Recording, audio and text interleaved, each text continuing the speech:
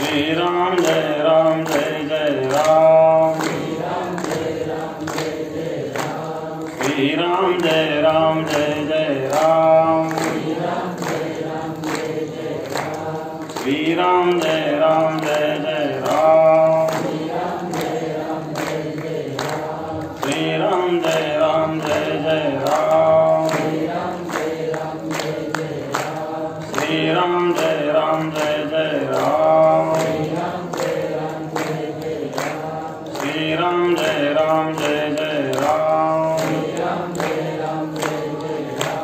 श्री राम जय जय राम। श्री राम जय जय राम। श्री राम जय जय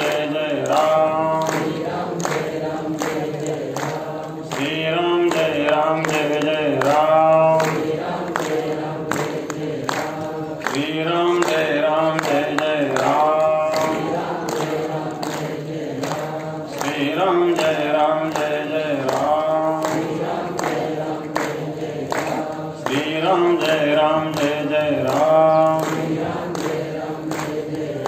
श्री राम जय जय राम। श्री राम जय जय राम। श्री राम जय जय राम। श्री राम जय जय राम। पुंडरी वर्धे हरि विठ्ठल श्री ज्ञानदेव तुकाराम। पंढरीनाथ भगवान की जय। सद्गुरु गंगागिरी महाराज की जय। सद्गुरु नारायण गिरी महाराज की जय। अहिंसा सत्यम क्रोध त्यागः शांतिरपेशनम दया भूतेष्वलोलुप्तम मार्दवम ह्रीरचापलम। गंगा विशुद्धम नितपादस्पर्शम सर्ववेष्टिताभ्युम्बितं पुण्यस्थानं सरादे स्थितं त्वं समाधिस्थमूर्तिम्। नमामि गंगागिरियोगिराजं शुचिः शीलः समुदक्षः सप्रतापी जितेन्द्रियं तं नारायणगिरिं वन्दे सच्चिदानन्दविग्रहम्।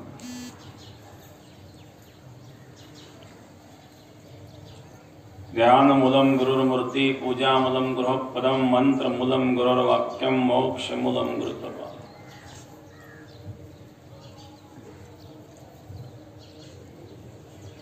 सद्गुरु विराज गंगागिरी महाराजांच्या कृपेने सद्गुरु श्री नारायणगिरी महाराजांच्या आशीर्वादाने असणारा हा 174वा अखंड हरिनाम सप्ताह या हरिनाम सप्ताहाचा आजचा 6वा दिवस आहे।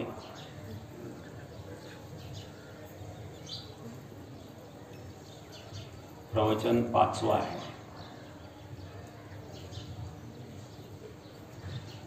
भगवंताचं भजन सुंदर चालू आहे। पावसाने सुद्धा हजेरी लावायला सुरुवात केलेली आहे।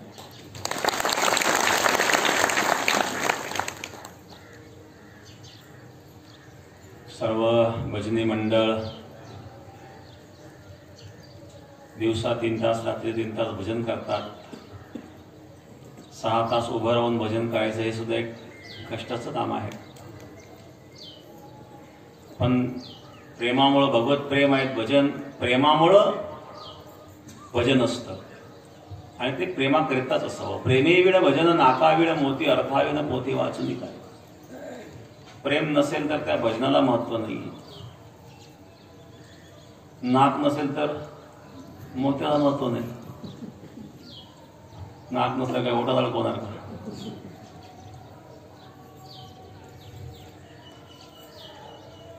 अशा प्रकारे एक भगवत प्रेम सद्गुरु गंगागिरी महाराजांच्या कृपेने गुरु नारायणगिरी महाराजांच्या कृपा आशीर्वादाने जे आपल्याला प्राप्त झालेले आहेत। गुरु नारायणगिरी महाराजांचं अमृतवाणीचं श्रवण आपण केलेलं आहे आणि आजही तो सुगंध आपल्या हृदयामध्ये दरवळत आहे। कापूर जळून जरी गेलं तरी त्या कापराचा सुगंध शिल्लक राहतो। तसं गुरुवर्य नारायणगिरी महाराजांच्या ज्ञानामृताचा सुगंध आजही आपल्या हृदयात दरवळत आहे।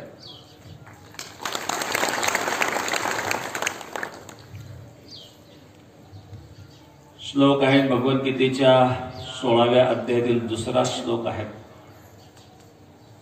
अहिंसा सत्यम क्रोध त्याग शांतिर्वैष्णव.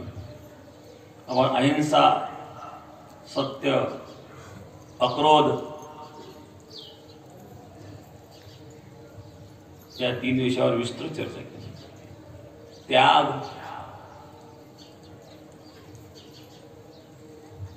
त्यागावरही चर्चा केली आपण. शांती,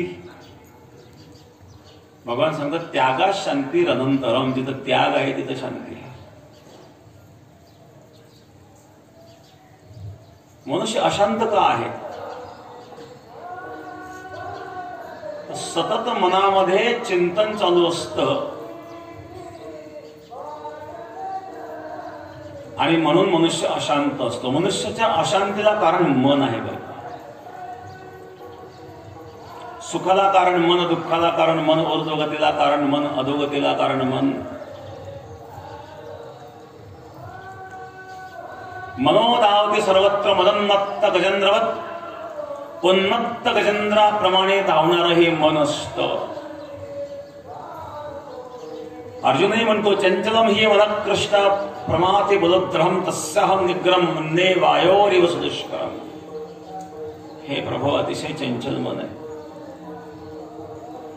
या मनाची चंचलता नष्ट झाल्याशिवाय शांती नाही.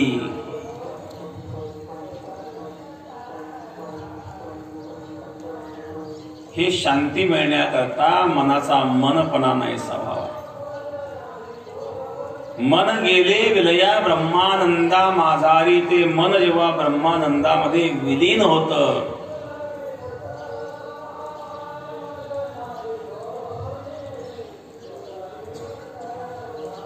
त्यावेळेला मनाचे मनी गुंफेला शेला बाप रखुमा देवरू विठ्ठल.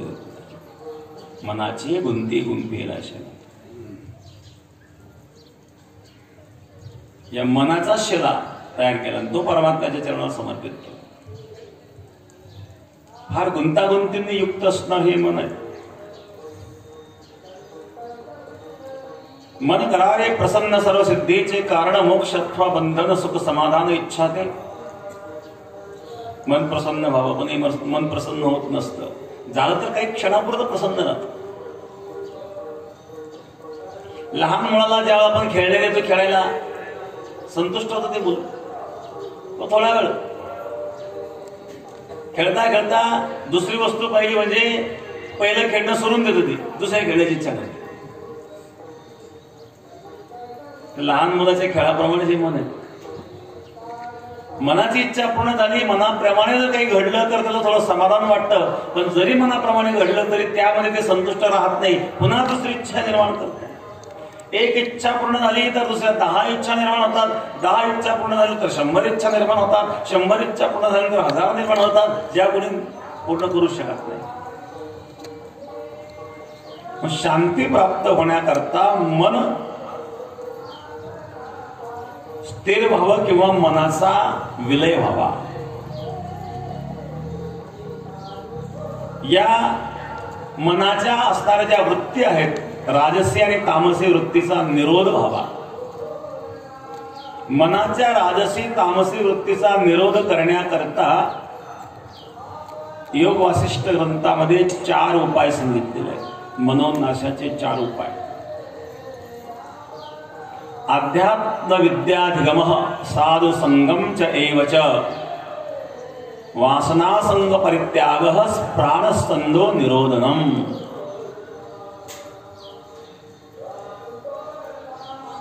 अध्यात्म विद्या, दुसरे साधु समागम, तिसरे वासना परित्याग आणि चौथा आहे योग प्राणायाम. हे 4 मार्ग सांगितले. मनाच्या ज्या वृत्ती आहेत, या मनाच्या वृत्तीमध्ये असणारी जी राजसी वृत्ती आहे, तामसी वृत्ती आहे, राजसी तामसी वृत्ती नष्ट करण्याकरिता हे 4 उपाय सांगितले. त्यामध्ये पहिले अध्यात्म विद्या. अध्यात्म ज्ञानाशिवाय मन स्थिर होऊ शकत नाही. व्यवहारात मन स्थिर होणार नाही, कारण ज्या ठिकाणी मन जाते ती वस्तू स्थिर नाहीये. स्थिर नसणाऱ्या वस्तूच्या ठिकाणी जर मन झालं तर ते स्थिर कसं होईल? अस्थिर वस्तूच्या ठिकाणी जर मन गेलं तर ते स्थिर होऊ शकत नाही. आणि संसार अस्थिर आहे, सतत बदलणार आहे. जो सतत बदलणारा आहे त्याला व्यभिचारी म्हणतात. संसार हा व्यभिचारी आहे. व्यभिचारी म्हणजे बदलणार. संसारामध्ये वस्तू काही काळ टिकणारी असते, कायमची टिकणारी कुठलीही वस्तू नाही आहे. म्हणून अध्यात्म विद्या, जीवात्मा आणि परमात्म्याचं ऐक्य, अशा प्रकारची प्रतिपादन करणारी जी विद्या आहे, जीव ब्रह्मैक्य प्राप्त करून देणारी ती विद्या, ते ज्ञान ज्याला झालं तो जगताला मिथ्या म्हणतो. विषयी आणि पामराच्या दृष्टीने जगत सत्य आहे, जगताला सत्य म्हणणारे एक वर्ग आहे. जिज्ञासूच्या दृष्टीने जगत मिथ्या आहे आणि ज्ञानाच्या दृष्टीने जगताचा अभाव आहे. ज्ञानाच्या दृष्टीने जगत झालंच नाही.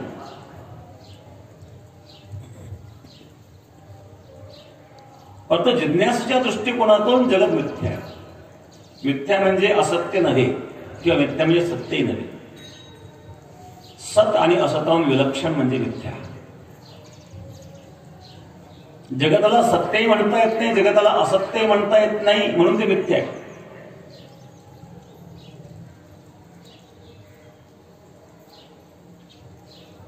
काष्ट जळाल्यानंतर काष्ट रहित अग्नी ज्याप्रमाणे शांत होतो.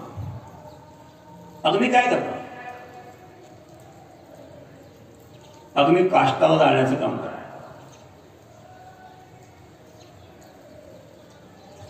काष्ट जळाल्यानंतर अग्नी कुठं जातो? अग्नी शांत झाला. तसं यथार्थ ज्ञान झाल्याच्या नंतर ज्या ज्ञानाद्वारे संसार मिथ्या होतो त्यानंतर ते ज्ञानही शिल्लक राहत नाही.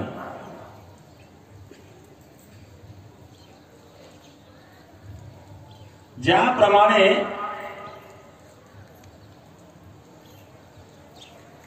स्वस्वरूपाच्या ठिकाणी आत्मस्वरूपाच्या ठिकाणी अज्ञानाची निवृत्ती असते, त्याप्रमाणे पुढे ज्ञानाची सुद्धा निवृत्ती होते.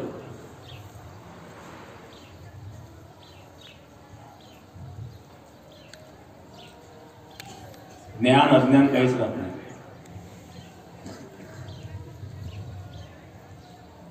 ज्ञान अज्ञान तळिले विज्ञानासहित. ज्ञानही नाही, अज्ञानही नाही, विज्ञानही नाही, सगळं तळलं. पुन्हा ऐसे दळण तळले दोन्ही तळ्यासहित. दळण दळता दळता असं दळलं की तळ्या सुद्धा दळून टाकल्या, काही द्वैत शिल्लक राहिला नाही. तसं ज्ञान जे आहे, ज्ञान अज्ञानाला जाळतं, परंतु अज्ञान संपल्यानंतर ज्ञानही शिल्लक राहत नाही. अग्नी जसा शांत होतो त्याप्रमाणे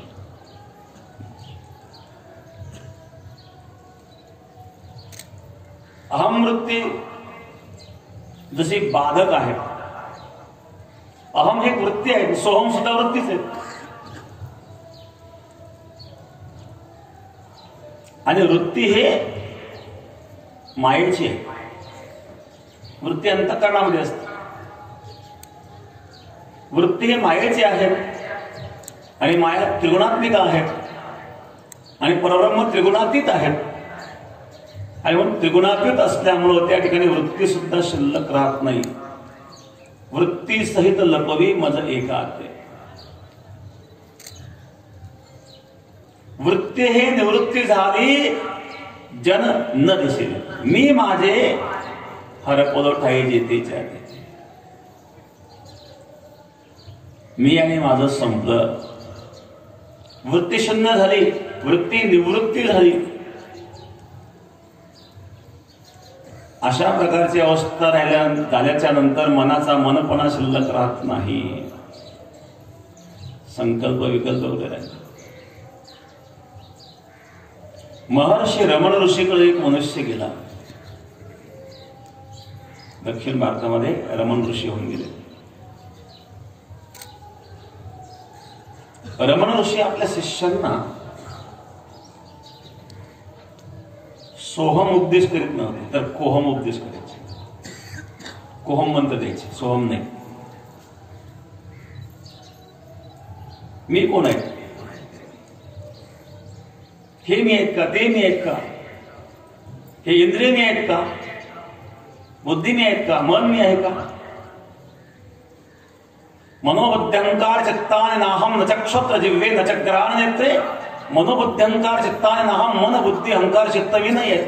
न चक्षुत्र जिव्हे न चक्राण नेत्रे, ज्ञानेंद्रिय मी नाही आहेत. मनोबुद्ध्यंकार चित्ताने नाहम न चक्षुत्र जिव्हे न चक्राण नेत्रे, न च व्योमो भूमिर तेजो न वायु चिदानंद रूप शिवहम शिवहम. पंचभूत मी नाही आहेत, पंच ज्ञानेंद्रिय मी नाही आहेत,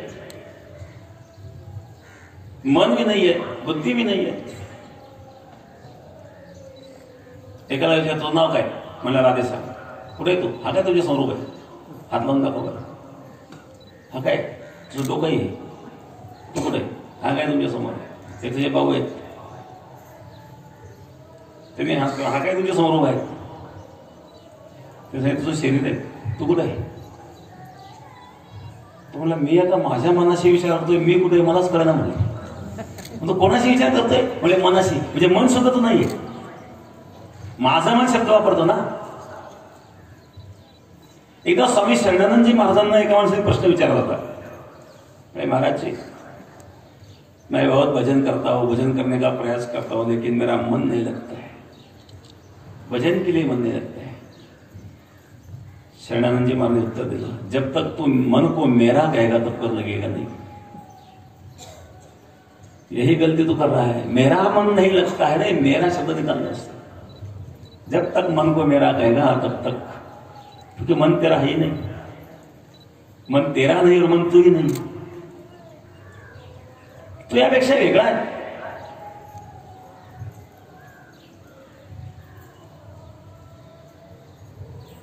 महर्षी रमण ऋषीकडे एक मनुष्य गेला, प्रश्न विचारला, महाराज जी मैं आपके यहाँ विद्या अध्ययन के लिए आया हूं, ब्रह्म विद्या प्राप्त करने के लिए आया हूं. रमण ऋषि ने सांगितलं, आप गलत जगह पे आ गए. यहां ज्ञान प्राप्त नहीं किया जाता, यहां जो प्राप्त किया हुआ है उसको बुलाया जाता है, प्राप्त नहीं किया जाता. जो प्राप्त किया जाता है वो नष्ट होता है. हा प्रकृतीचा नियम आहे.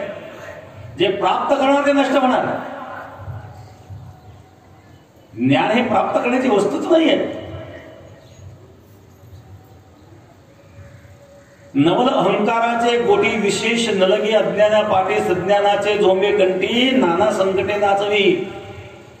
विशेष सज्ञानाच्या कंठी झोंबणारा तो अहंकार का आहे, तर त्याने प्राप्त केलेले जे ज्ञान आहे ते ज्ञानच नाहीये, हा ज्ञानाचा दिखावा आहे.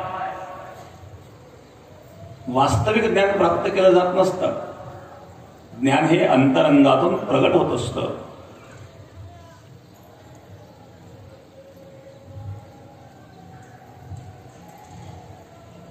जे प्रगट होत असतं अंतरंगातून ते ज्ञान असतं. शब्दज्ञान जे आपण प्राप्त केलेलं आहे हे खरं ज्ञान नाही.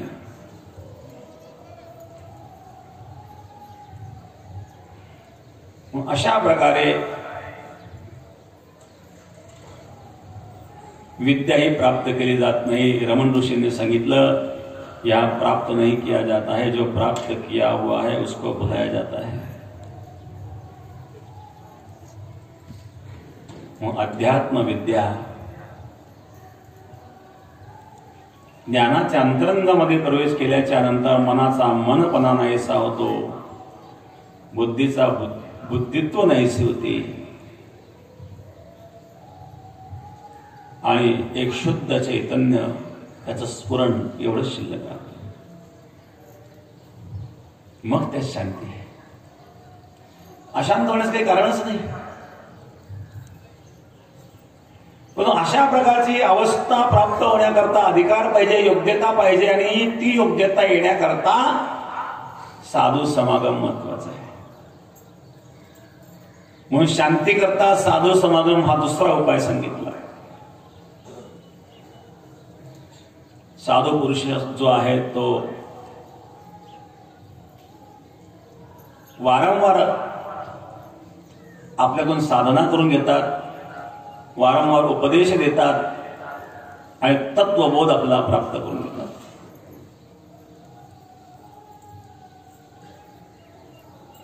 आणि अशा प्रकारे तत्वबोध प्राप्त होण्याकरिता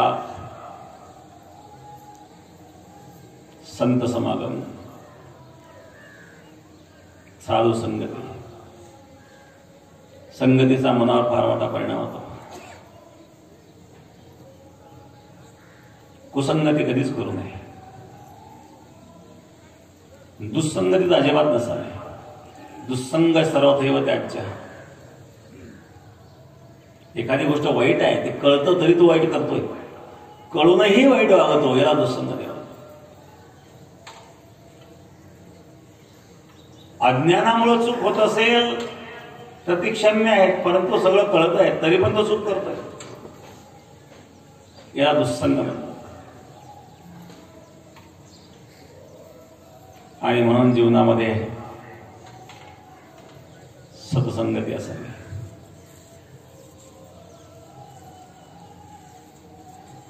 सत्संगतीमध्ये हळूहळू हळूहळू आपल्या विषय वासना कमी व्हायला लागतात आणि मग त्या वासनेचा परित्याग करावा. शांती प्राप्त व्हायची असेल तर वासनेचा परित्याग केल्याशिवाय जमणार नाही. वासनेचे बीज जाळून टाकायचे. बीज जाळावं लागेल. बीज जर शिल्लक राहिलं तर पुन्हा अंकुर निर्माण होऊ शकतो. आणि म्हणून अशा प्रकारे वासनेचा परित्याग बीजासह करायचा असतो. विवेकयुक्त अंतःकरणाने वासनेचा परित्याग होतो.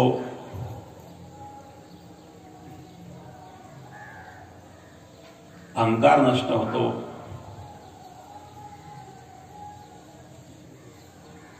विद्यामद, धनमद, कुलमद, नाही का, मी उच्च कुलात जन्मलो त्याचा अहंकार काही नसतो. काही ना धनाचा अहंकार असतो, मी इतका धनवान आहे.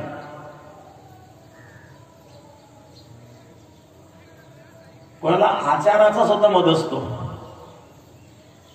काही लोक त्याग करतात पण त्यागाचाही भोग घेतात. मी त्याग केला, मी त्यागी आहे, मी त्यागी हे दाखवण्याचा प्रयत्न म्हणजे त्यागाचा भोग झाला ना. कुठं त्याग झाला? भोगाचा भोग घेणारे लोक आहे पण त्यागाचा भोग घेणारे सगळे लोक आहेत. आणि हा सूक्ष्म अहंकार आहे. हा सूक्ष्म अहंकार स्थूल अहंकारापेक्षाही जास्त दुःखी.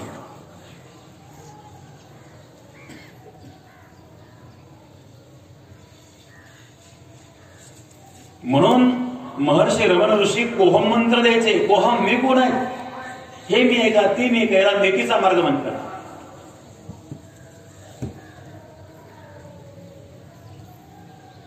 एक आहे सृष्टीक्रम, एक आहे लयक्रम. सृष्टीक्रमाने ज्ञान प्राप्त करायचं, तसं लयक्रमाने सुद्धा ज्ञान प्राप्त करता येतं. जर सृष्टीक्रमानुसार सृष्टीची उत्पत्ती जी सांगितली, मायेच्या संयोगाने भगवान परमात्मा ब्रह्म आणि मायेच्या संयोगाने ईश्वर निर्माण होतो आणि तो ईश्वर जगताची उत्पत्ती करतो. मायेपासून महत्त्व, महत्त्वापासून आकाश, आकाशापासून वायू, वायूपासून अग्नी, अग्नीपासून जल आणि जलापासून पृथ्वी, अशी उत्पत्तीचा क्रम आहे. अनेक वैज्ञानिकांनी सृष्टी कशी निर्माण झाली त्याकरता अनेक प्रयोग केले. मागे एकदा मोठा प्रयोग केला होता. हजारो वैज्ञानिकांनी एकत्रित येऊन जमिनीमध्ये सुरुंग करून मोठा स्फोट घडवला होता ना. सृष्टी कशी निर्माण झाली जाणण्याकरता.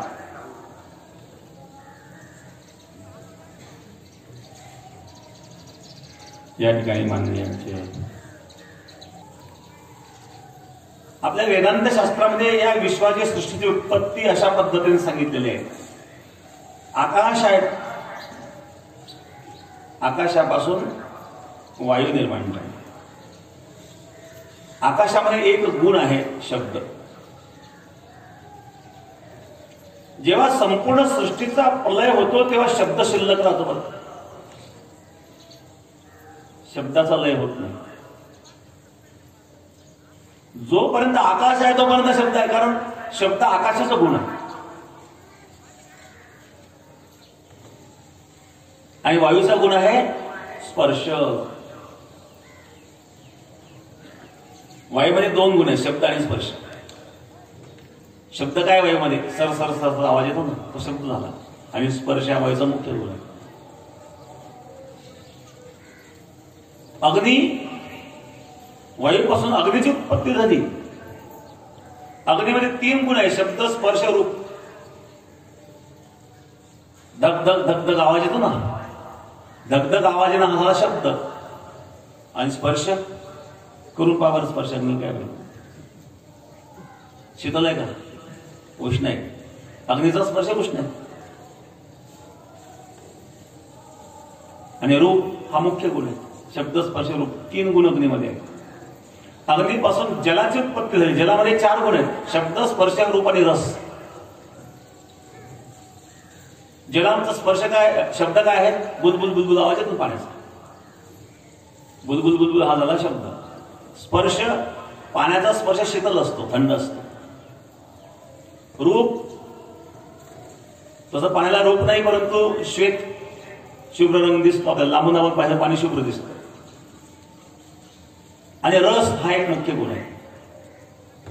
शब्द स्पर्श रूप रस हे चार गुण झाले जलाचे. आणि जलापासून पृथ्वीची उत्पत्ती झाली. जलापासून पृथ्वीची उत्पत्ती झाली. पृथ्वीमध्ये पाच गुण आहेत, शब्द स्पर्श रूप रस गंध.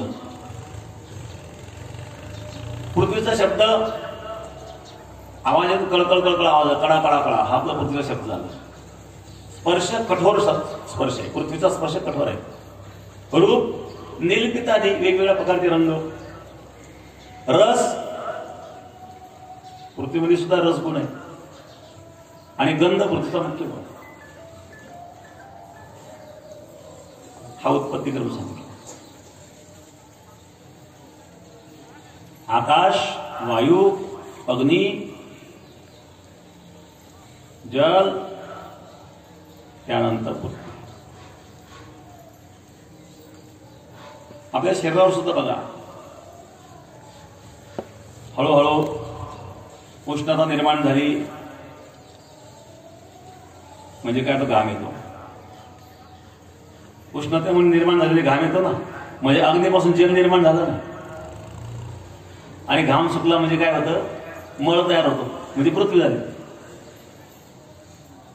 अग्नी जल पृथ्वी. उष्णतेमुळं अग्नी आहेत, उष्णता अग्नी आहेत, त्यापासून घाम आला म्हणजे जल निर्माण झालं. आणि ते जल सुकलं म्हणजे त्या ठिकाणी पृथ्वी तत्व शिल्लक राहिलं. घाम सुकला त्यामुळे मळ तयार झाला. हा एक सृष्टीक्रम आहे. लयक्रम आहे. पृथ्वीचा जलामध्ये विलय होतो.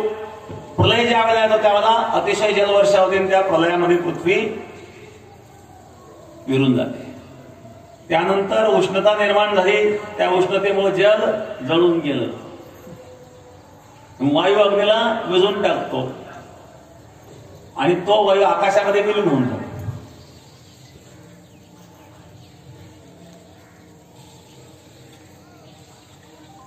अशा प्रकारे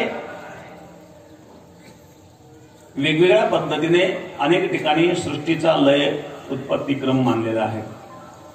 इतर धर्मग्रंथांमध्ये सुद्धा उत्पत्ती लयाचं विवेचन आपल्याला पाहायला मिळतं. बायबलमध्ये सुद्धा पाहायला मिळतं. कुराण ग्रंथामध्ये सुद्धा पाहायला मिळतं. मानण्याच्या पद्धती वेगवेगळ्या जरी कोणाच्या असल्या तरी सृष्टीत निर्माण होते, निष्ठा होते.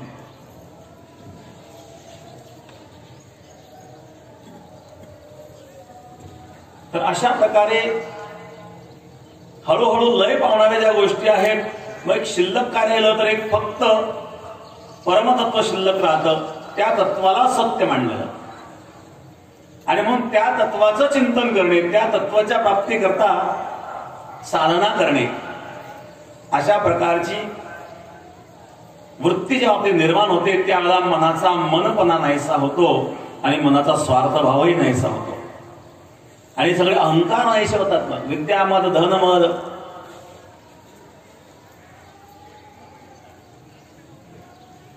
परंतु हा मद जाणं महत्वाचं आहे. मदामुळं हा जीव उन्मत्त होतो, दुसरा कोणाला माहित नाही आणि त्यामुळे त्याच्यावर अज्ञानाचं आवरण निर्माण होतं. विशेषतः विद्यामद नष्ट होणं फार महत्वाचं. इतर मदापेक्षा विद्यामद जास्त अवघड आहे, कठीण आहे. म्हणून माऊली सांगतात विशेष न लगे अज्ञानासाठी. हा जो अहंकार आहे तर अज्ञानाच्या पडे लागत नाही, सज्ञानाचे झोंबे करते आणि यामुळं ज्ञान टिकत नाही, ज्ञान स्थिर राहत नाही, विकारामुळे ज्ञान स्थिर होत. म्हणून वासनेचा त्याग करायचा. जर शांती पाहिजे असेल, जर समाधान पाहिजे असेल तर वासनेचा त्याग करावा लागेल.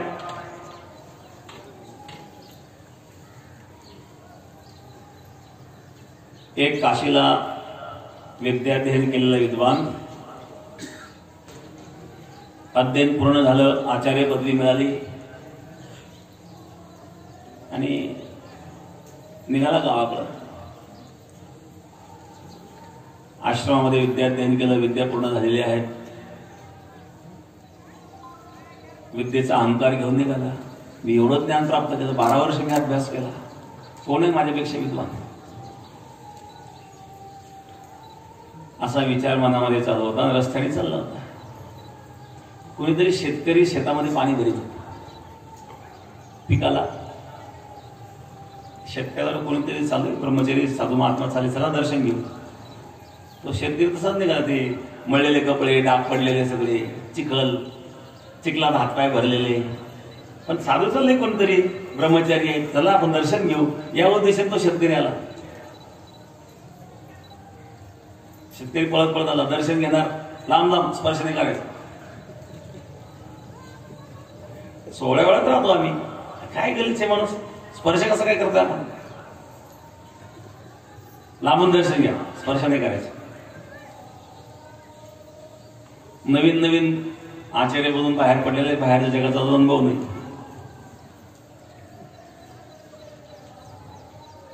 ठीक म्हणले महाराज, लांबून दर्शन घेतो, योग आमचे, भाग्य आमचं, साधूचं दर्शन झालं. आम्ही शेतकरी लोक, अज्ञानी लोक, तुम्ही मार्गदर्शन केलं तर आम्हाला परमार्थ कळणार.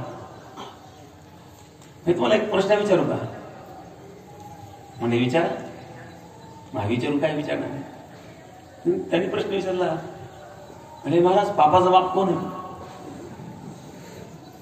पापाचा बाप कोण? मी आतापर्यंत कधी वाचलं नाही, ऐकलं नाही. बापाची आई कोण, बापाचा बाप कोण, बापाची मावशी कोण, काय प्रश्न विचारता म्हणजे तुम्ही? असा काही प्रश्न असतो का? तो म्हणजे मी अज्ञानीच माणूस आहे, शेतकरी माणूस आहे, मला काय कळतं? आला प्रश्न, मनामध्ये प्रश्न निर्माण होतो, मग विचारला. ठीक आहे, तुम्ही नाही सांगणार तर मी दुसरं कोण विचारून घेऊ. तो गेला तर त्याच्या कामात निघून. शेतकरी हा विचार करायला लागला, मी 12 वर्ष अभ्यास केला, मला याचा अर्थ कळला. एक नांगर धरणारा शेतकरी प्रश्न विचारतोय, त्याचं उत्तर देता आलं नाही ना, त्याला दुःख वाटलं ना, त्याचं खंत वाटली ना, अपमान झाल्यासारखं वाटलं ना. 12 वर्ष मी कशाला अभ्यास केला, शिकलो काय? असं विचारामध्ये चालायला लागलं.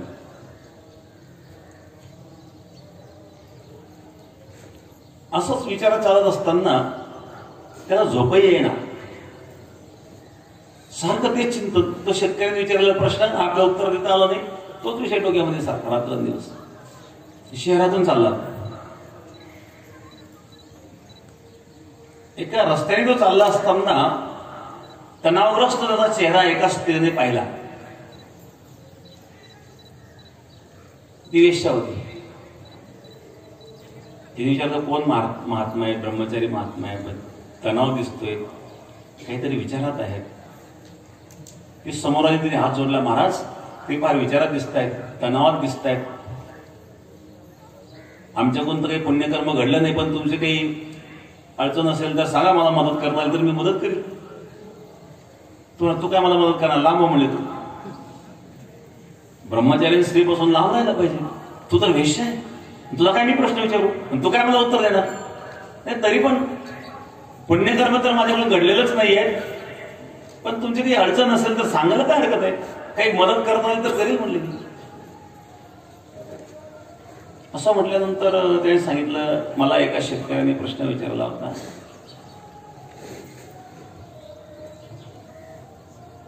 पापाचा बाप कोण. मला काही उत्तर देता आलं नाही म्हणले.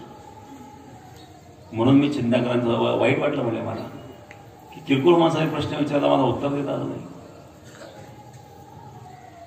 ते सांगितलं, मी देते म्हणले उत्तर. हा आणखी दचकला. मग मी 12 वर्ष कशाला काय केलं. एका अळानी माणसाला आपला प्रश्न विचारला, त्याचं उत्तर आपल्याला देता येत नाही, म्हणून आपण चिंताक्रांत आहोत. आणि एक स्त्री होती, वेश्या आहे, ती मी उत्तर देते म्हणे. सांग, तसं नाही, तुम्हाला माझ्या घरी यावं लागेल.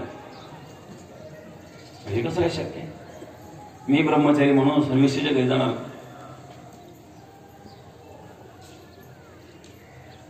दारापर्यंत यायला काय बिघडलं तुम्हाला. जर तुम्ही माझ्या दारापर्यंत आलात, मी तुम्हाला सांगेल ना, उत्तर देईल. आणि एवढं काम जर तुम्ही केलं तर एक सोन्याची मोहर मिळेल ना तुम्हाला दक्षिणा म्हणून. याने विचारलं, दारापर्यंत यायला काय बिघडलं, दक्षिणा मिळते ना, त्यात काय दोष आहे बरं. आपण कोणा स्पर्श करतोय का काय करतोय. दारापर्यंत आला, ते म्हणजे घरात आल्याशिवाय देणार नाही. घरात आला तर पुन्हा एक मोहर सोन्याची. घर नवीन बांधले म्हणे, अजून या घरामध्ये वास्तुशांती सुद्धा झालेली नाहीये. बरे तुमचे पाऊल लागतील. आमच्या जीवनात पाप कर्म, पण थोडंफार पुण्य आम्हाला मिळेल. आला घरात, त्यासाठी माझ्या हातलं जेवण केल्याशिवाय मी सांगणार नाही. कोणाला जेवण नाही करू शकत म्हणजे, इथपर्यंत आलं जेवण कसं काय करू. तुम्ही तुमच्या हातात स्वयंपाक करा, मी सदा दे.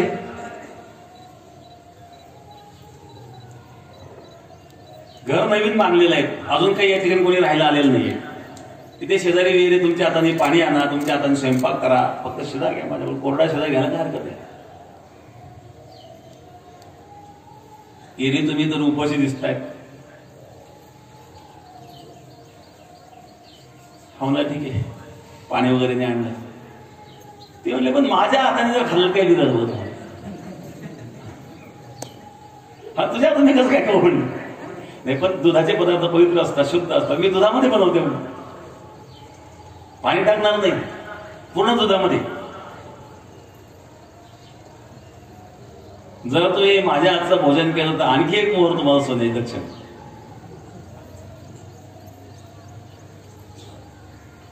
तयारी झाला, तिने स्वयंपाक केला, जेवायला बसला. हातामध्ये घास घेतला आणि मुखात घालणार तेव्हा ती एक दिली ठेवून. एक वेश्या म्हणतोय आमच्याकडे यायला तयार नव्हते आणि आज खायला तयार झाले. या पापाला तुम्ही का प्रवृत्त झालात, तर तुम्हाला दक्षिणा दिसत होते, सोन्याच्या मोहरा दिसत होत्या. म्हणून हे पाप करण्यात, तुम्ही ब्रह्मचर्य असताना हे पाप करण्यात प्रवृत्त झालात. याचा अर्थ पापाचा बाप आहे लोभ.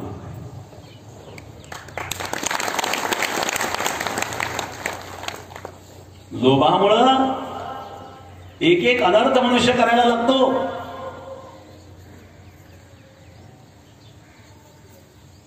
आश्चर्य आहे, ज्या वेळेला मनामध्ये वासना येतात त्यावेळेला त्या वासना ज्ञानावर पडळ घालतात. ज्ञानावर पडळ येते त्या वासनेच आवरण तयार होते. वासनेचे आवरण आहे आणि वासनेचं आवरण चांगल्या चांगल्या विद्वानाला सुद्धा दुःखाला कारण ठरतं. आणि मग वासनेचा परित्याग. मनाला शांती प्राप्त व्हावी असं वाटत असेल, मनातल्या मनपणा नाहीसा व्हावा असं वाटत असेल, शांती मिळण्याकरता जे 4 उपाय सांगितले, अध्यात्म विद्या, साधू समागम, वासना परित्याग. वासनेचा संग होय अंतकाळी तरी तपोबळी जन्म येते. मोठे मोठे तपस्वी असतात पण शेवटी वासना निर्माण झाली, पुन्हा जन्माला यावं लागतं.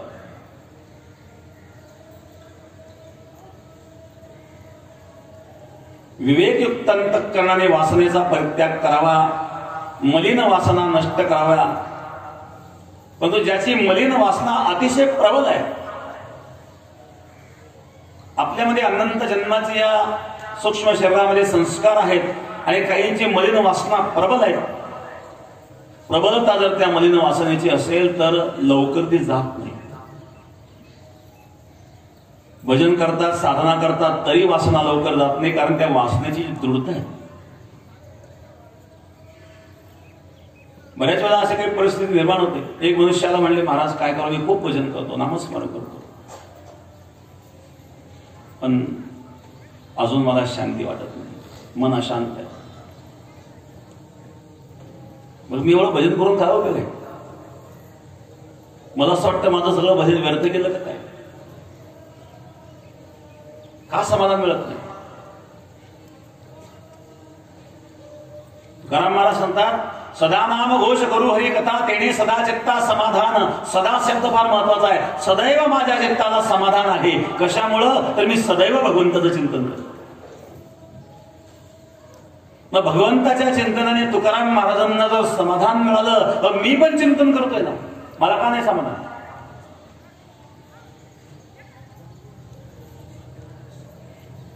चिंतनामध्ये 3 गोष्टी महत्वाच्या आहेत. एक मंत्र, त्या मंत्रावर विश्वास असावा. मंत्र जाप मग दृढ विश्वासा. विश्वासाची जेवढी दृढता असेल तेवढी सफलता आहे. दुसरे गुरु, ज्या गुरुकडून मंत्र घेतला त्या गुरुवर विश्वास असावा. तिसरे इष्टदेवता, त्या इष्टदेवतेवर दृढ श्रद्धा असावी. जेवढी तुमची दृढता असेल, या 3 गोष्टींपैकी एकही चरण जर कमजोर असेल तर साधना सफल होत नाही.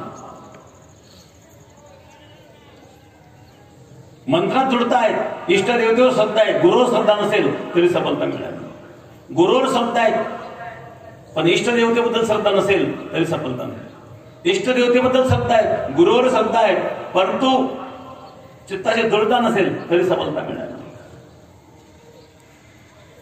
आणि म्हणून त्या ठिकाणी मंत्रामध्ये दृढता असावी, दृढ विश्वास असावा, सद्गुरूंवर दृढ विश्वास असावा आणि इष्टदेवतेवर दृढ विश्वास असावा. तेव्हा सफलता मिळत असते. का समाधान मिळत नाही? ज्या नामस्मरणाने तुकाराम महाराजांना समाधान मिळालं, तेणे सदाचित्ता समाधान म्हणतायत. मी पण नामस्मरण करतो, मला समाधान काय मिळत नाही? याचा अर्थ अजून काही प्रतिबंध शिल्लक आहे. जरी तुला प्रत्यक्ष या ठिकाणी लाभ दिसत नसेल तरी लाभ नाही असं म्हणता येणार नाही. एका माणसाला विहीर खोदायची होती. सांगितलं कुठे 100 फुटावर पाणी आहे. पाणी होतं 100 फुटावर. 90 फूट विहीर खोदली, पाण्याचा थेंब लागला नाही. रडायला लागला. 90 फूट विहीर खोदली, अजून पाणी नाही, सगळा पैसा वाया गेला. पैसा वाया गेला दिसतोय, पण पाण्याच्या जवळ गेलाय. फक्त 10 फूट पाणी राहिले. प्रत्यक्ष जरी पाणी दिसत नसेल तरी जो प्रतिबंध तोडायचा होता, कारण 100 फुटापर्यंत प्रतिबंध तोडून त्या पाण्यापर्यंत पोहोचवायचा आहे, त्यापैकी 90 फुटाचा प्रतिबंध तुटलेला आहे. प्रत्यक्ष लाभ कळून दिसत नाहीये, पण लाभाच्या जवळ गेला.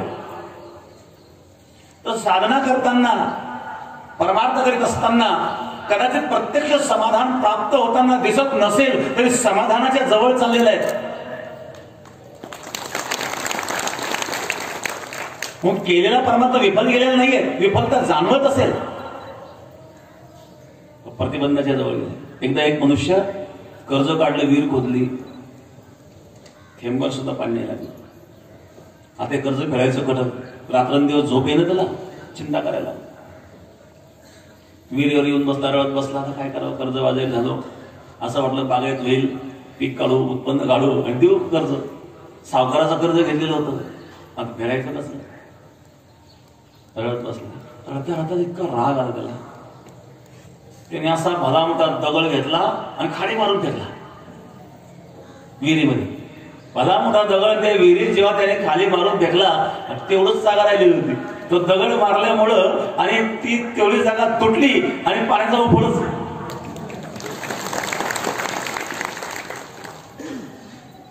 खालून पाणी उकळायला लागलं. तेवढाच प्रतिबंध राहिलेला होता.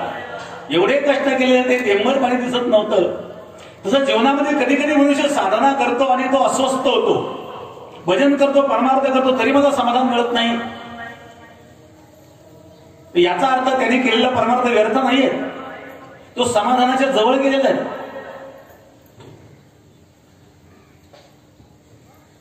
भात खाल्ला म्हणजे भूक शांत होईल, पण पोट भरून खाल्लं तर शांत होईल ना. समाधान मिळण्याकरता जी स्थिती निर्माण व्हावी त्या स्थितीपर्यंत पोहोचावं लागेल. जोपर्यंत त्या स्थितीपर्यंत पोहोचत नाही तोपर्यंत सफलता दिसत नाही.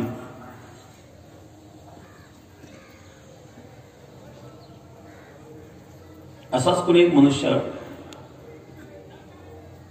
हिमालयामध्ये गेला.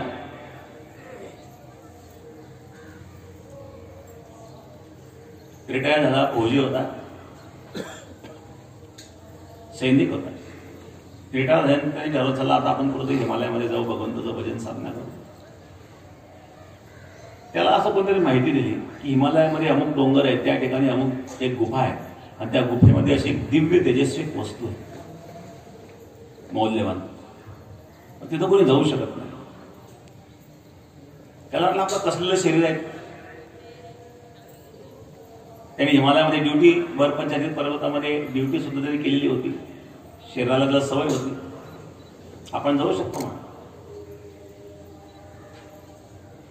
आणि म्हणून तो निघाला. एक डोंगर ओलांडून दुसरे अनेक डोंगर, दुसरा ओढला की पुढे अनेक डोंगर दिसतो. थकला नव्हता. खाद्यपदार्थ जवळचे संपले. गार पाणी प्यावला. गार पाण्यामुळे जठराग्नी बंद होतो. एका डोंगरावर गेल्यानंतर पुढं आणखी अनेक डोंगर दिसतात. गुफा कुठे ते त्याला कळेना. आता मागे जाता येणार, पुढे जाता येणार. तो अशक्त होऊन गेला. कुठं पाऊस पडतोय, कुठं बर्फ पडतोय, कुठे वाफा दिसत आहेत. शरीराची क्षमता कमी व्हायला लागली.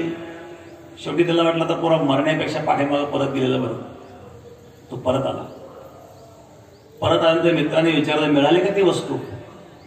ते नाही, ती वस्तूच नाही म्हणे तिथं, मी सगळं फिरून आलो. ती वस्तू नाही का त्या वस्तूपर्यंत जाऊ शकला नाही. तिथं जाण्याकरता शरीराची जी क्षमता असली पाहिजे, मानसिक स्थिती जी असली पाहिजे, ती कमी पडली नाही. तसं साध्य प्राप्त होईपर्यंत टिकणं महत्वाचं आहे. तोपर्यंत टिकत नाही. त्या आधीच हताश होतात. म्हणून तर सत्संग आवश्यक असतो. भागले यामध्ये भागातील कळे यांचे जोडे सर्व सुख. महाराज सांगतात, भागला का, थकला का, मूल जेव्हा थकतं तेव्हा आई त्या मुलाला कळेवर घेते. तसं साधना करता करता जर जो भागला असेल, थकला असेल, आई सांगते थोडं राहिलं, एवढं चल, अजून थोडं, अजून थोडं, असं करता करता शिखरापर्यंत गेलो. तसं सद्गुरू आपल्याला हळूहळू हळूहळू थोडं थोडं करीत करीत पुढे घेऊन जातो. पण जोपर्यंत संपूर्ण वासनेचा क्षय होत नाही तोपर्यंत यथार्थ ज्ञान धारण करण्याची क्षमता आपल्यात निर्माण होत नाही. आणि म्हणून या ठिकाणी वासना परित्याग. आणि चौथा उपाय झाला, एवढं करूनही जर घडत नसेल, कारण वासनेची जर दृढता असेल आणि ती वासना जर एवढं कोणी जात नसेल तर त्याकरता मन स्थिरतेकरता चौथा उपाय सांगितला, प्राणस्पंदो निरुद्धते. प्राणाद्वारे प्राणवायूला स्थिर करून मनाला स्थिर करावं. प्राणायाम.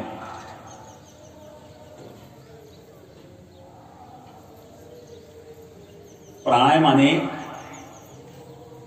मनस्थिरतेला लाभ होतो. कारण मनाचा आणि प्राणवायूचा फार जवळचा संबंध आहे. श्वासाचा आणि मनाचा संबंध आहे. श्वास जेव्हा स्थिर होतो तेव्हा मन स्थिर होत असतो. एखाद्या वस्तूचं जर आपल्याला विस्मरण झालं तर आपण काय करतो? थोडा श्वास रोखतो, डोळे बंद करून श्वास रोखतो. श्वास रोखल्याबरोबर त्या वस्तूचं स्मरण होतं. याचा अर्थ काय झाला? श्वास रोखल्यामुळं मन स्थिर झालं, चित्तवृत्ती स्थिर झाली. आणि चित्तवृत्ती स्थिर झाल्यामुळं ज्या वस्तूची विस्मृती झालेली होती ती स्मृती झाली. विस्मृती झालेल्या वस्तूचं स्मरण का झालं? तर श्वास स्थिर केल्यामुळे चित्त स्थिर झालं. मग श्वासाचा आणि मनाचा फार जवळचा संबंध आहे. मग वासनेचा परित्याग करण्याकरता आणि आपली वासना जर दृढ असेल तर या दृढ वासनेला कमी करण्याकरता आणि आणखी एक उपाय सांगितला तो म्हणजे प्राणायाम. प्राणायामाचा दृढाभ्यास असावा. प्राणायाम दृढाभ्यासात युक्त्याच्या गुरुदत्तया आसनासन योगेन प्राणस्पंदो निरुद्धते. म्हणून पातंजली योगदर्शनामध्ये चित्तवृत्ती निरोधाचा मार्ग सांगितला. योग चित्तवृत्ती निरोध. चित्तवृत्ती निरोध करण्याकरता एक योग मार्ग सांगितलेला आहे. त्याद्वारे हळूहळू हळूहळू प्राणायामाद्वारे मन स्थिर करा. हळूहळू ढाळे ढाळे केतुले दे के वेळे मार्गाचे निवळे निश्चित ठाके. या मनाला हळूहळू वैराग्याचं स्मरण करून देत देत आणि अशा प्रकारे असणारं जे मन आहे, अचल मन आहे, हे अचल मन त्या परब्रह्मामध्ये स्थिर करायचं आहे. गीतेमध्ये भगवान सांगतात, असंशयम महाबाहो मनः दुर्निग्रहम चलम अभ्यासेन तु कौन्तेय वैराग्येन च गृह्यते. हे दुर्निग्रह असणारं जे मन आहे त्या मनाला निग्रहाला तयार करा. असं दुर्निग्रह असणारं मन चंचल आहे. पण अशा दृढ अभ्यासाने असंशय महाभाव, हे अर्जुन संशय घेण्याचं काही कारण नाही. मनो दुर्निग्रहम चरम. दुर्निग्रह असणारं जे मन आहे, चलायमान असणारं मन आहे, अस्थिर असणारं मन आहे, अभ्यासाने अभ्यासेन तु कौन्तेय, दृढतेने अभ्यासाने वैराग्ये न च गृह्यते. दृढ अभ्यासाने हळूहळू या मनाला वैराग्याकडे घेऊन जायचं आहे. आणि अशा प्रकारे वैराग्य निर्माण झाल्याच्या नंतर शांती येते.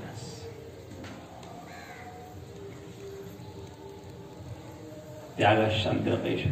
अहिंसा सत्यम क्रोध त्याग शांतिरपेक्षण.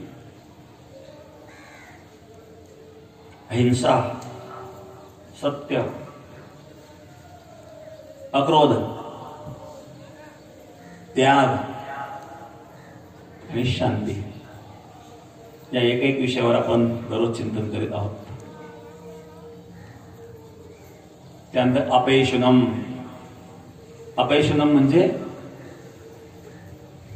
विषुणता रहित. विषुणता हा एक दोष आहे. काल संक्षिप्त या विषयावर पण प्रकाश टाकला होता. धनदारा पुत्र जन बंधू सोयरे पिशुन सर्व मिथ्या हे जाणवून शरण रिगा देवाची. इथं जो पिशुन शब्द वापरलेला आहे गीतेमध्ये हा शब्द आहे. त्याग शांती अपैशुनम म्हणजे पिशुनता रहित. पिशुन नावाचा दोष ज्याच्याकडे नाहीये. पिशुन म्हणजे दुसऱ्याचे दोष, एकाचे दोष दुसऱ्याला सांगणे, दुसऱ्याचे तिसऱ्याला सांगणे आणि एकमेकाच्या मनामध्ये दुर्भाव निर्माण करणे. अशा प्रकारे एकमेकाचे दोष सांगून मनामध्ये दुर्भाव निर्माण करणारे जे लोक असतात, जी प्रवृत्ती आहे त्याला पिशुनता म्हणतात. आणि अशा प्रकारे ही जी विषुणता आहे, अशी वृत्ती असणारा जो मनुष्य आहे, हा जिथं जातो तिथं स्वतःही दुःख भोगतो, दुसऱ्यालाही दुःख देतो. या दोषाचा नाश करावा.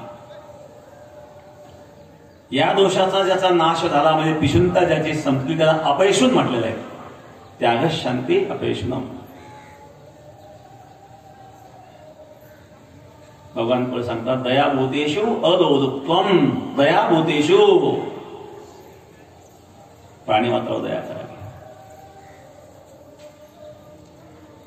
हे सात्विक संपदा आहे.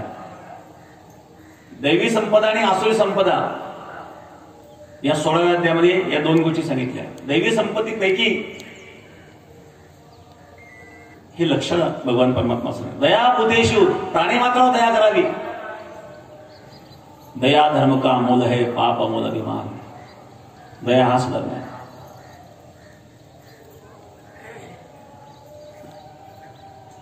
कोणी दुःखी असेल, त्या दुःखाचं, दुःखी माणसाचं दुःख दूर करण्याकरता त्याच्यावर दया करावी. ते काय भगवंताची दया, ते काय संतांची दया, एक आहे साधकाची दया आणि एक आहे सर्वसामान्य माणसाची दया. हे चार प्रकार आपल्याला दयेचे पाहता येते. भगवंताची दया एक दोन प्रकारे, एक कृपा आणि एक दया. सर्वांगाने शुद्ध करण्याकरता भगवान परमात्मा जेव्हा प्रतिकूलता देतात त्यावेळेला त्या साधकावर भगवान दया करतात, कृपा करतात. भगवान जेव्हा कृपा करतात तेव्हा अनुकूलता देत नाही. बरं का, भगवंताच्या दोन प्रकारच्या कृपा आहेत, एक सामान्य कृपा, एक असामान्य कृपा. असामान्य कृपा जेव्हा भगवान करतात त्यावेळेला प्रतिकूलता देतात. अनुकूलता ही सामान्य कृपा आहे, प्रतिकूलता विशेष कृपा आहे. पण प्रतिकूलतेतून जे स्मरण होतं ते दृढ असतं.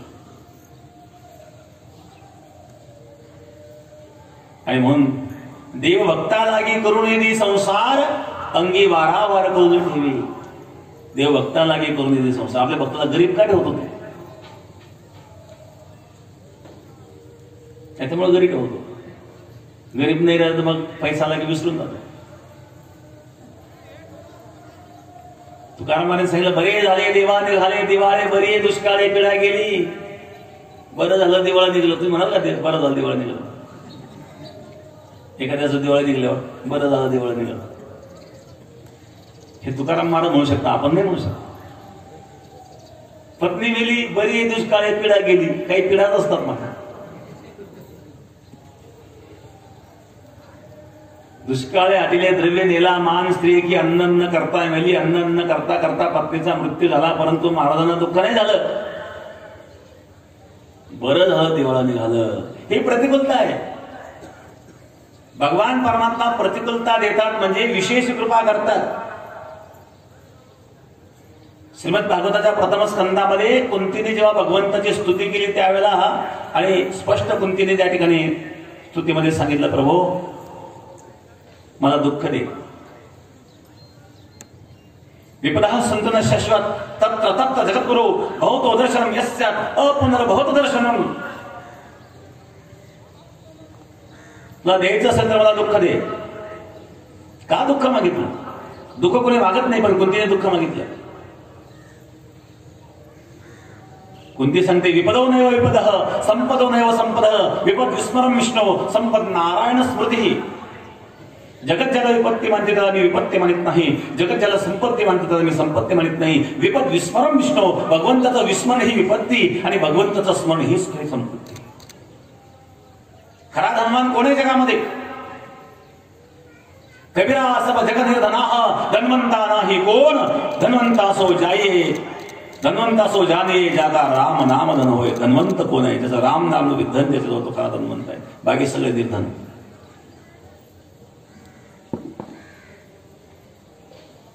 कबीरा सब जग निर्धना धनवंता नाही कोय. धनवंता सो जानिये जागा राम नाम धन होय. खरं धन कोणतं आहे? परमार्थ महाधन जोडी देवाचे चरण व्हावया जतन, हे उपाय लाभाचे परमार्थ खरं धन आहे. म्हणून कुंतीने सांगितलं, जगत ज्याला विपत्ती मानते त्याला मी विपत्ती मानणार. विपत विस्मरण विष्णू संपत नारायण स्मृती. भगवंताचं स्मरण हीच खरी संपत्ती आणि भगवंताचं विस्मरण हीच खरी विपत्ती. ज्या सुखामध्ये तुझं विस्मरण होतं ते सुख मला नकोय प्रभू. ज्या दुःखात तुझं स्मरण होतं ते दुःख मला हवंय.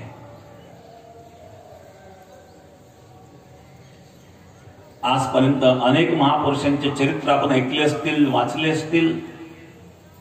प्रत्येक महापुरुषांच्या जीवनामध्ये कुठं ना कुठं संघर्ष जाणवतो,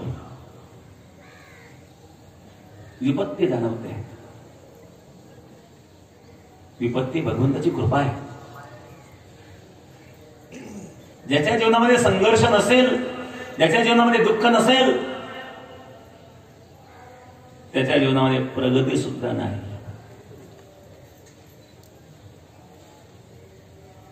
जेव्हा दुःख निर्माण होईल तेव्हा त्या दुःखाशी संघर्ष करण्याची क्षमता तुमच्यामध्ये निर्माण होईल आणि ती निर्माण करण्याकरता भगवान दुःख देतात. ही भगवंताची कृपा आहे. दोन प्रकारची कृपा आहे. अनुकूलता देतात त्यामध्ये कृपा आहे, पण अनुकूलता ही साधारण कृपा आहे आणि प्रतिकूलता असाधारण कृपा आहे.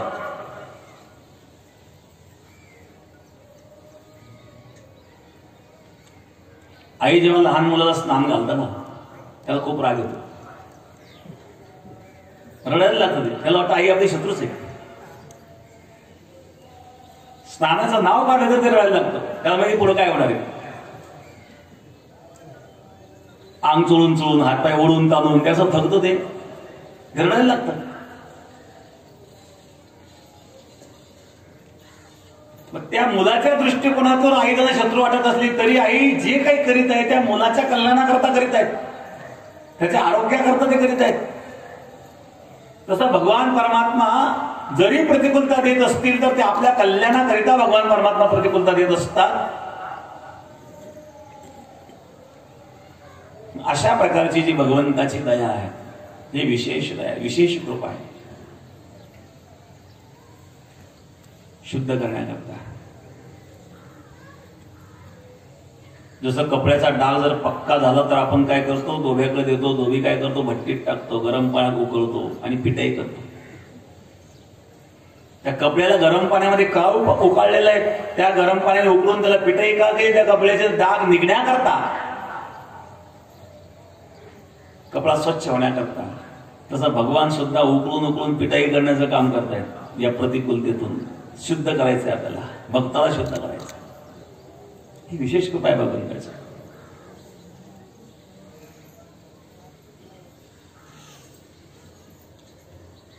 आणि म्हणून कुंतीने सांगितलं, प्रभू मला द्यायचं असेल तर दुःख नाही.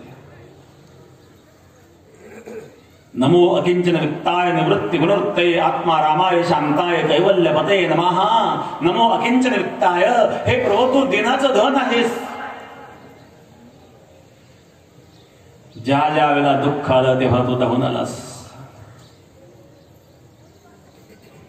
पांडवांना राजसी यज्ञामध्ये जाळून मारण्याचा प्रयत्न केला गेला.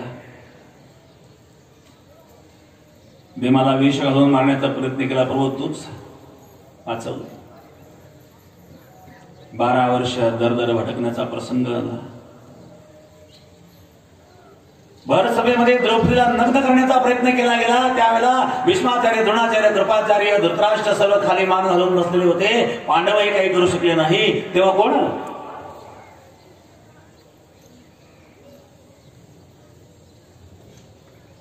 हे प्रभू, जेव्हा जेव्हा दुःख आलं तेव्हा तू आलायस. कौरव पांडवांचं युद्ध झालं, पांडव विजयी झाले, भगवान द्वारकेला जाण्याकरता निघाले, तेव्हा त्यावेळेला कुंतीने भगवंताची केलेली स्तुती आहे. ज्या ज्या वेळेला संकट आलं तेव्हा तू धावून आलास. पण आता पांडव विजयी झाले आणि तू निघून चाललेला आहेस. ज्या सुखातून तू निघून जात असेल ते सुख मला नकोय. ज्या दुःखामध्ये तू भेटतोस ते दुःख मला हवंय.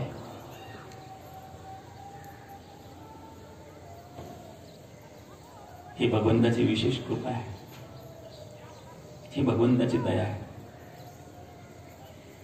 एक आहे भगवंताची दया, दुसरी संतांची दया. संत दयाळू आहेत. संत उदार उदार भरले अनंत भांड. मौजे ज्ञानेश्वर महाराज वर्णन करता, जय जय ओ शुद्धे उदारे प्रसिद्धे अनवरत आनंदे वर्षतीये विषय गाळे मिठी दिदले नुठी ताठी ते तुझी गुरुकृपा दृष्टी निर्विष होय. जय जय ओ शुद्धे उदारे प्रसिद्ध.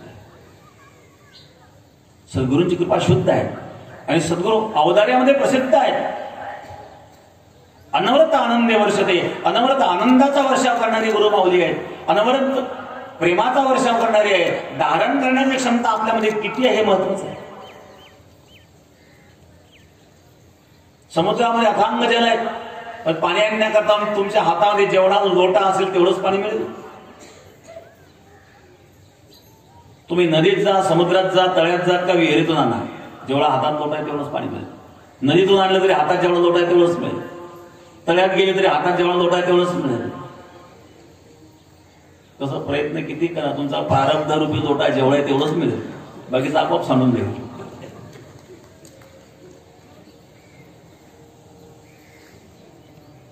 मेघ वर्षा सतत करतात, नाही विचारित मेघ हागणणारे शेत. शेत असेल, हागणणारी असेल, तिथं सुद्धा मेघ पाऊस पडतात. तो म्हणतो काही तर घाण आहे, तिथं नाही पडायचं आपण. पाऊस सर्वदूर पडतो, परंतु ते जल धारण करण्याची क्षमता जिथं माती सुपीक काय अशा ठिकाणी आहेत, खडकावर काय निघून जाईल. तसं सद्गुरूंच्या कृपेचा वर्षाव सतत चालू आहे. आपण धारण किती करू शकतो हे महत्वाचं आहे. ही क्षमता आपली आहे, आपल्या क्षमतेप्रमाणे आपल्याला मिळेल.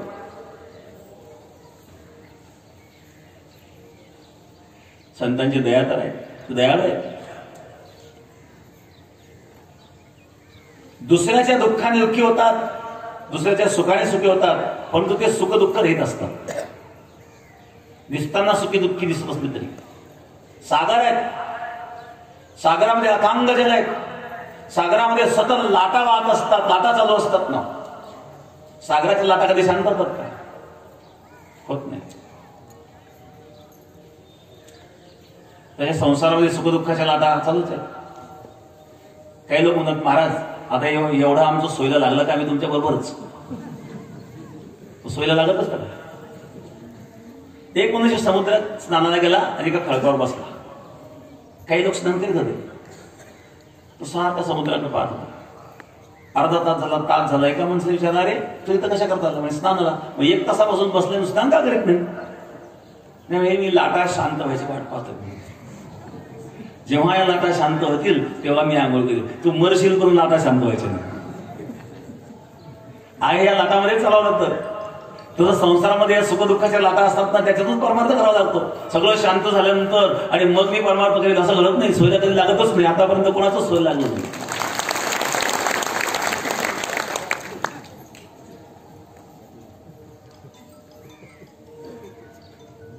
अशा प्रकारे समुद्रामध्ये जरी लाटा सतत असतील तरी समुद्र गंभीर आहे, लाटा वरवर आहेत. आतमध्ये समुद्र गंभीर असतो, शांत आहे. त्याप्रमाणे महात्माच्या अंतःकरणामध्ये आणि अशा प्रकारे शांती आहेत. बाहेरून दिसताना कदाचित तो सुखदुःखी दिसू शकतो. दुःखी दिसला नाही तो दुःखी आहे असं नाही, सुखी दिसला तो सुखी आहे असं नाही. महात्म्याच्या त्या बाह्य लक्षणावरून त्यांच्या अंतःकरणाची वृत्ती आपल्याला कळणार नाही, अंतःकरणाची खोली कळणार नाही, अंतःकरणाचं गांभीर्य कळणार नाही. सुख दुःख समान सकळ जीवाचा कृपाळ, त्याला सुख आणि दुःख समान आहे. ज्ञानाचा उद्बोध भक्ती प्रेमाचा कल्लोळ, धन्य जगी तोची काही रंगीनाचे, रामकृष्ण वासुदेव सदा स्मरेवाचे.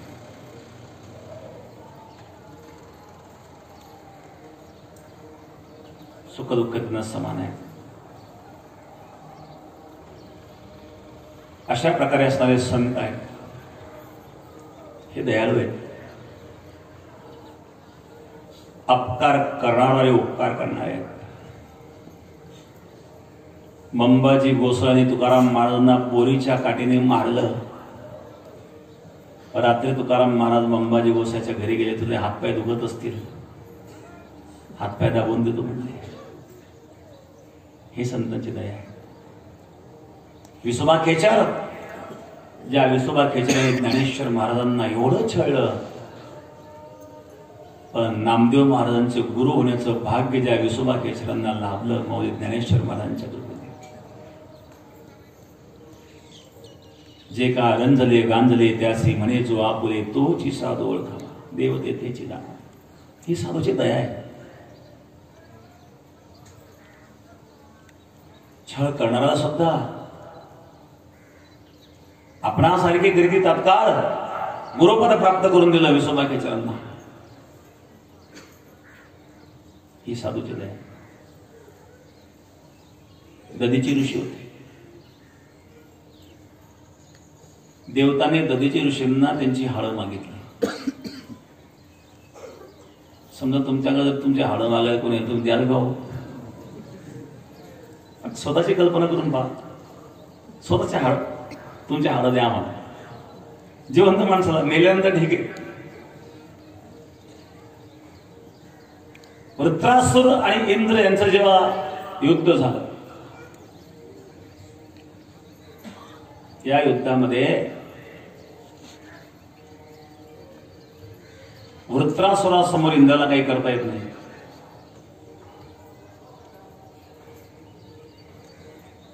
कारण वृत्रासुराची उत्पत्ती यज्ञातून झालेली. एखाद्या आसुरी शक्तीच्या पाठीमागे जर सात्विक स्रोत असतील तर ती आसुरी शक्ती फार भयानक असते.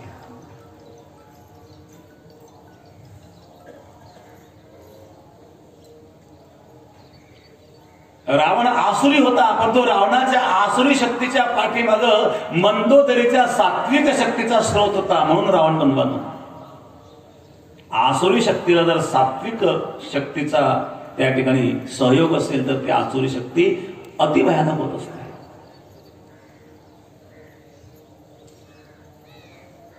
जालेंदर राजासारखा आसुरी, परंतु त्याच्या पाठीमाग रुंदीचा सात्विक स्रोत होता. सात्विक स्रोत असेल तरच ती आसुरी शक्ती टिकू शकते, नाही तर आसुरी शक्ती किती टिकणार. वृत्रासुर जो होता यज्ञातून प्रगट झालेला होता, आसुर होता पण शक्तिमान होता. इंद्राचं आणि वृत्रासुराचं जेव्हा युद्ध व्हायला लागलं,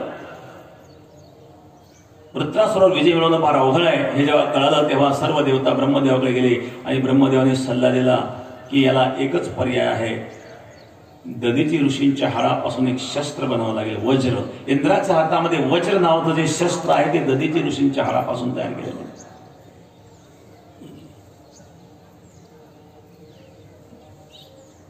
देव देवता जेव्हा दधीची ऋषींकडे गेले आणि स्तुती करायला लागले, जगाच्या कल्याणा संतांच्या विभूती देह कष्टवती परोपकार. एखादा मनुष्य जर प्रमाणापेक्षा जास्त स्तुती करीत असेल तर जाणून घ्यावं काहीतरी भानगड आहे. विनाकारण कोणी कोणी स्तुती करतो का?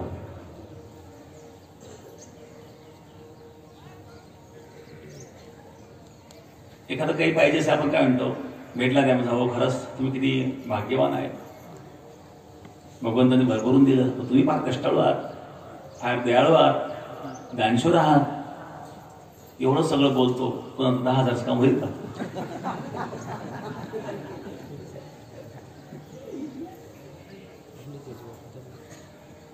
एखादा मनुष्य जर प्रमाणापेक्षा जास्त स्थिती करीत असेल तर सावधान, तो तुमचा समर्थक मुळीच नाही. स्तुतीपाठक हा समर्थक नसतोच. देवदेवता जेव्हा दधीची ऋषींची स्तुती करू लागले तेव्हा दधीची ऋषी त्या देवतांना विचारतायत, तुम्ही काय मागताय, तुमच्या बुद्धीला तरी पटतं काय? कोणी कोणाची हाडं देऊ शकतो का? शेवटी ऋषी आहे, दधीची ऋषींनी सांगितलं ठीक आहे, या शरीराचा उपयोग जर परोपकाराकरता होत असेल तर शरीराची आसक्ती तर साधला नाहीये. दधीची ऋषींनी आपला प्राण ब्रह्मरंध्रामध्ये स्थिती केला आणि त्या दधीची ऋषींच्या हाडापासून शस्त्र तयार झालं. बघा साधूची दया की स्वतःचे हाड सुद्धा द्यायला तयार झालेत. अशा प्रकारे विशेष अशा प्रकारे शुद्ध असणारी दया साधूची असते. ती साधकाची दया.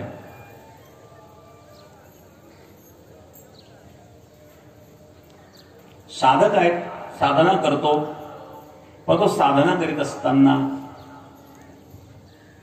निर्बलता आहे,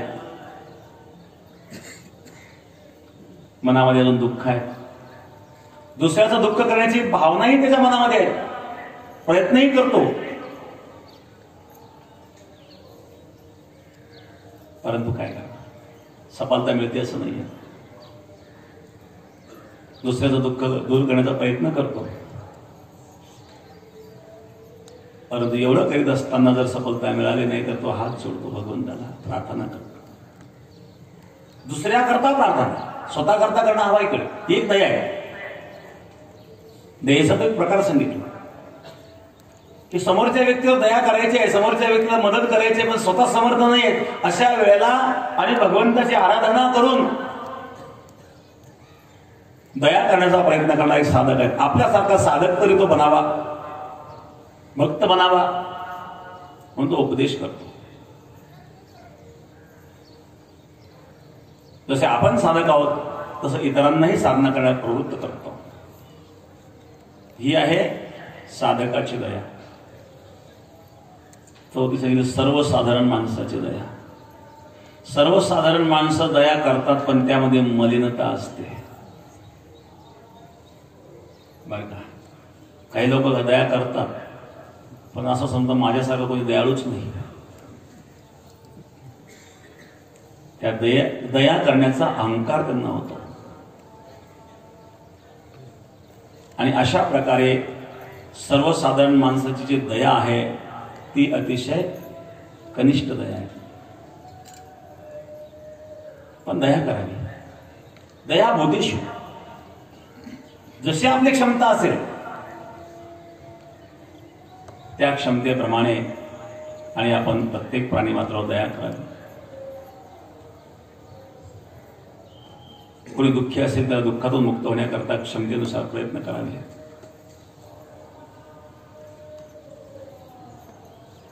दया भूतेषु, भूत या ठिकाणी प्राणी मात्राला म्हटले. भू हा धातू आहे. भू म्हणजे होणे, होणारं, निर्माण होणारं काय? जीव आहे. जीव म्हटलं सर्वच प्राणी आहे. प्रत्येक प्राणी मात्र दया, दया भूतेषु. साधू संतांनी आपल्याला दयेचा मार्ग सांगितला. पुढे अलोलुप्त्वम, अलोलुप्त्वम लोलुपता. लोलुपता म्हणजे लालचीपणा.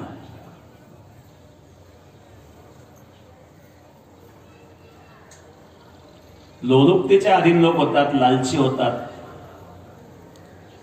साधकाला लोलुपता नावाचा फार मोठा दोष आहे. जसं मी उदाहरण सांगितलं, तो ब्रह्मचारी दक्षिणाच्या लालचीने त्या वेशीच्या घरातही गेला ना हातातला खायलाही तयार झाला. साधक जेव्हा, साधकामध्ये जेव्हा लोलुपता येते, कोणी प्रलोभन दिल्यानंतर त्या प्रलोभनाला तो बळी पडतो आणि तो पतनाला कारण ठरतो.